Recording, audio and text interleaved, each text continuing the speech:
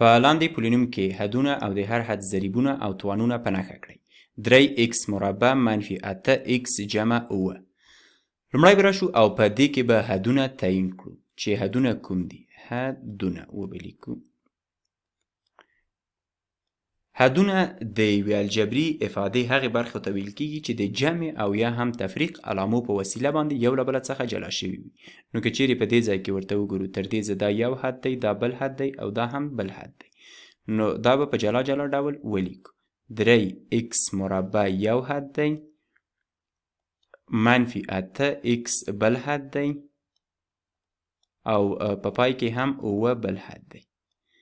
که څه هم دلته منفي 8 لرو نو دا منفي 8x له دې بل حد سره جمع شوي یا جمع منفي 8x چې بیا هم منفي 8x کېږي.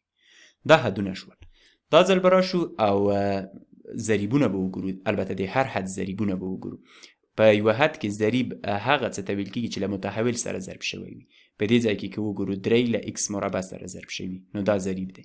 او د دویم حد ضریب که چیرې وګورو د دې ضریب منفي 8 دی چې له x سره ضرب شوی. او دریم حد ته که چیرې راشو دلته یوازې 9 لرو، خو موږ او تاسې نشو کولی داسې ووایو چې د دې حد ضریب نشته یا دا کوم ضریب نه لري، ځکه که چیرې 9 د x په توان د 0 سره ضرب شي بیا هم 9 پاتې کېږي، ځکه خپله x په توان د 0 مساوي کېږي له 1 سره.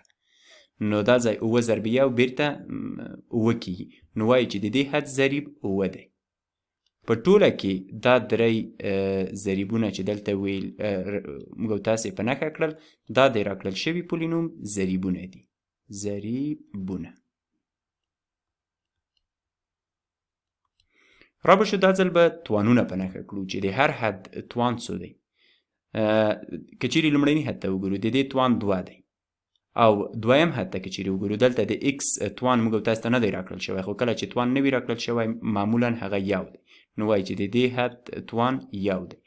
او که چیرې دلته وګورو دلته د x توان 0 دی. نو په ټوله کې 2 1 او 0 د راکړل شوي پولینوم توانونه دي. توانونه.